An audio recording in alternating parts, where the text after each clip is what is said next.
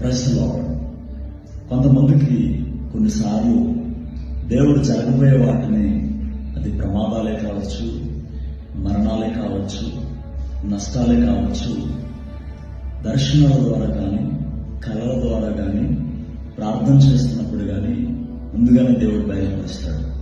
కాబట్టి మీరు ఎవరైనా సరే దేవుడు కొన్ని విషయాలను చూపించినప్పుడు, ప్రమాదాలు జరిగే పరిస్థితులు, మరణాలు జరిగే పరిస్థితులు, కీడు నష్టము జరిగే పరిస్థితులు దేవుడు మీకు ముందుగా చూపించినప్పుడు ఎట్టి పరిస్థితులు భయపడద్దు, ఎట్టి పరిస్థితులు కుంగిపోవద్దు. భారం తెచ్చుకుని ప్రార్థన చేయండి. ప్రార్థన పరిస్థితులు మారుస్తుంది. కీడులు తప్పించబడతాయి, నష్టాలు తప్పించబడతాయి, ప్రమాదాలు తప్పించబడతాయి, మరణాలు తప్పించబడతాయి.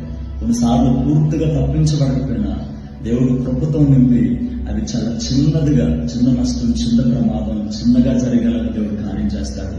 మరి కొన్నిసార్లు దేవుడు తన చిత్తాన్ని నెరవేర్చడం వరకు ఎగ్జాక్ట్ గా ఆయన ఏదైతే చూపిస్తాడో అదే జరిగేలా అనుమతించి ఆ టైంలో మనం కృంగిపోకుండా ధైర్యంగా నిలబడడానికి, దాన్ని స్వీకరించడానికి మన దేవుడు తన ఆత్మబలంతో నింపి సిద్ధపరుస్తాడు.